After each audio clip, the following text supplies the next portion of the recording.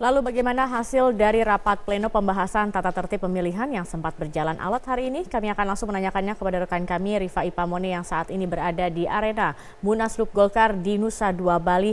Rifai, apa hasil dari rapat pleno mengenai tata tertib pemilihan ketua umum dalam Munaslup Golkar? Sebelum menjelaskan hal tersebut, Zakia, setidaknya saat ini seluruh peserta dari Musyawarah Nasional Luar Biasa Partai Golkar 2016 di Nusa Dua Bali telah menyelesaikan 2 tahapan rapat pleno dan sudah dipimpin oleh steering komite lalu berpindah ke pimpinan Munas.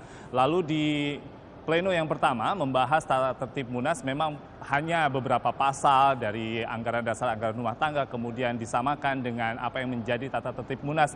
Namun seperti yang sudah diprediksi, hal tersebut tidak begitu mudah kemudian dilalui karena banyak sekali perdebatan. Ada beberapa menit kemudian juga di dalam rapat pleno tersebut terjadi kericuan meski sudah bisa dinetralisir bahkan dengan kehadiran Ketua Umum Abu Rizal Bakri yang menyatakan beberapa hal yang sangat menarik terkait dengan bagaimana seluruh kader dari Partai Golkar yang hadir dalam Musyawarah Nasional Luar Biasa ini untuk menerima seluruh hasil dari rapat pleno yang akan dibicarakan dalam Musyawarah Nasional, dan memang mandat tertinggi berada di setiap pemegang hak suara di mana ada DPD 1, DPD 2, Dewan Pimpinan Pusat, dan juga sejumlah pimpinan dari organisasi pendiri dan juga yang didirikan oleh Partai Golkar. Lengkap dengan satu suara yang baru dalam Munaslup ini, yaitu dari Dewan Pertimbangan Partai Golkar. Kami sampaikan dulu atau kami sajikan dulu kepada pemirsa dan juga Zakia apa yang disampaikan tepatnya oleh Ketua Umum Abu Rizal Bakri pada saat hadir dalam rapat pleno pertama. Berikut selengkapnya. Usulan dari steering committee kan. Insya Allah bisa berubah kalau di sininya berubah. Yang kalau votingnya sudah diketok, sudahlah ikutin aja apa yang udah disahkan dan direncanakan kan selesai. Sementara itu, laporan pertanggungjawaban oleh Ketua Umum Abu Rizal Bakri untuk 1 tahun saja sudah disampaikan dan nanti rapat pleno akan dilanjutkan pada pukul 19 waktu Indonesia bagian tengah dengan mendengarkan tanggapan lalu pandangan umum. Demikian, Zakia. Rifai, kemudian apa ada dinamika lain yang muncul dalam pelaksanaan Munaslup Golkar? Karena kalau kita melihat dari 2 hari pelaksanaan dinamikanya begitu dinamis.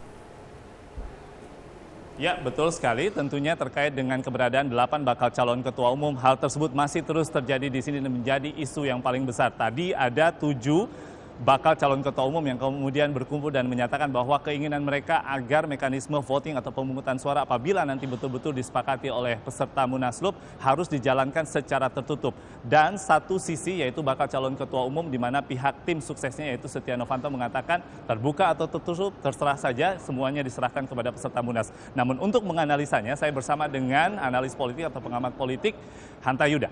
Bang Hanta, terima kasih banyak sudah bergabung bersama kami di MHI. Kita bahas dulu, Anda melihat dinamika sepanjang hari ini, apa yang akan terjadi ke depan?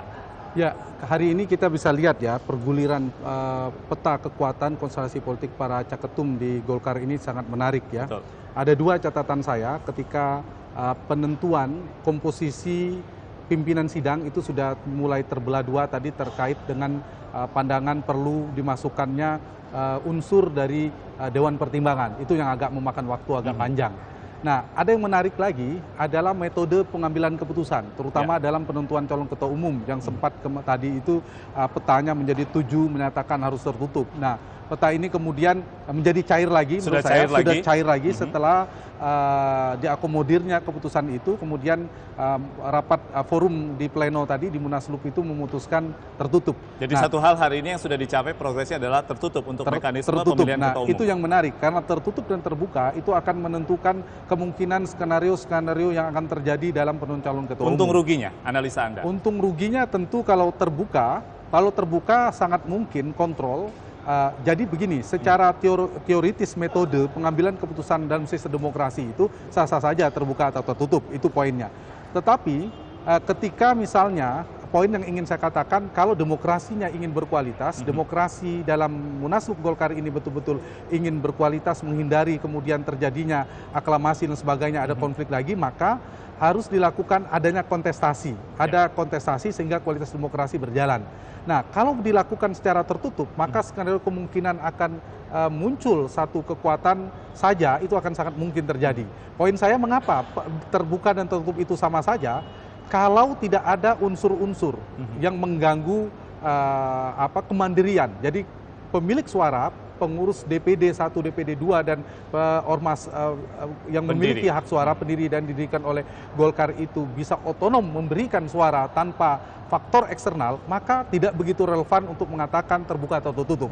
Dia menjadi penting ketika misalnya kalau terbuka itu mereka merasa terintimidasi dengan komitmen-komitmen politik yang terjadi dengan berbagai macam pengaruh eksternal, apakah itu tanda petik intervensi kekuasaan ataupun intervensi logistik misalnya, amunisi yang dilakukan, itu paling tidak bisa diminimalisir ketika dilakukan tertutup. Adakah kekuatan kemudian yang di belakang Anda lihat dari seluruh proses dinamika yang terjadi hari ini?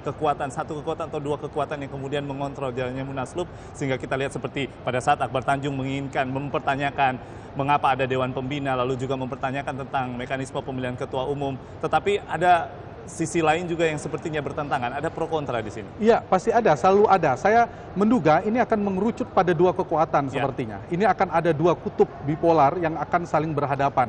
Termasuk nanti posisi Dewan Pembina akan menjadi usulan dari satu kubu, katakan satu kutub menginginkan posisi ketua Dewan Pembina yang diperkuat, yang lainnya tidak mengindaki itu akan muncul lagi sebelum ke ketua umum dan sebagainya. Betul. Nah, kalau dilakukan secara tertutup, apapun ada mekanisme, misalnya metodenya dijaga oleh Golkar, ini baik menurut saya. Di luar kita mengapresiasi tradisi debat kandidat dan sebagainya, kemudian dilakukan secara tertutup dan ini sudah disahkan, menurut saya ini meningkatkan kualitas demokrasi. Artinya paling tidak 8-8-nya akan terlibat, punya peluang yang sama, meskipun calon kuatnya tetap 2 nantinya.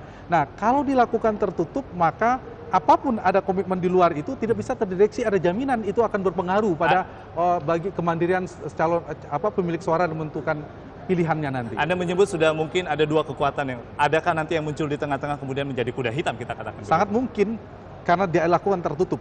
Jadi kalau terbuka, kontrol, kalau tadi Rifai Ipamoni mengatakan dari faktor kemungkinan dari faktor eksternalnya, mengendalikan siapa dan seterusnya dari luar, itu sangat mungkin bisa skenario itu tercapai ketika terbuka. Kan bisa dideteksi. Tapi ketika tertutup, itu tidak bisa dideteksi. Sehingga opsi skenarionya ada 3. Kemungkinannya tetap ada 1. Kemungkinan yang kedua akan ada 2 calon kuat yang kemudian ada pengelompokan yang lebih cair lagi. Apakah 2 menjadi 6, 3 dengan 5 dari 8 itu petanya sangat mungkin. Atau bahkan ada kuda hitam, poros tengah. Kendati pun nanti ujungnya bisa 2 putaran atau 1 putaran. Oke, baik. Gitu. Singkat saja terakhir, Anda melihat apa yang terjadi pada Golkar di Munaslup ini nanti pada ujungnya sangat berpengaruh. Setidaknya kita melihat Indonesia 2019 nanti. Menurut saya sangat berpengaruh ya. Ada pengaruh. Sebelum ke 2019 ada peta di sekarang ini. Kalau si A yang terpilih, maka jadi begini. Ada benang korelasi antara peta konstelasi Golkar ini dengan peta konstelasi di istana. Aktor-aktor dalam kekuasaan, dalam lingkaran utama kekuasaan. Itu jelas tidak mungkin dihindari. Tidak bisa dihindari dan itu politik. Sehingga ada korelasi terhadap perjalanan pemerintahan dan ada korelasi terhadap Pilpres 2019. Sehingga kalau ini yang terpilih, sangat mungkin nanti Golkar akan menjadi kendaraan calon presiden petahana Joko Widodo misalnya. Kalau ini lain lagi. Nah, peta-peta ini yang sangat mungkin dinamis dan perjalanan satu besok itu akan menentukan nantinya Golkar akan lebih kuat dalam korelasi. Saya ingin menggantikan istilah kendali ke Pak Yusuf Kalla atau ke yang lainnya, aktor lainnya. Bung Hanta Yuda, terima kasih banyak telah bergabung bersama kami. Dan menarik sekali sejak tadi analis politik kita Zakia berusaha tidak menyebut nama dari 8 bakal calon ketua umum ini, siapa yang menguat 2 poros, lalu siapa yang di tengah, siapa yang akan menjadi ketua umum. Setidaknya dalam 3 tahun kembali akan memimpin Partai Golkar dengan paradigma yang baru, ataukah dengan paradigma yang sama tetapi dengan rasa yang baru. Kami akan terus memantau jalannya Munaslup hingga malam hari ini karena laporan pertanggungjawaban masih akan diselingi dengan pandangan umum, dan apabila itu sudah usai, besok kita akan melihat sekitar 14 hingga 15 jam diprediksi oleh ketua Munas atau ketua pimpinan sidang dari Munas ini, Nurdin Halid, pemilihan ketua umum akan berlangsung. Kembali ke studio, Zakia.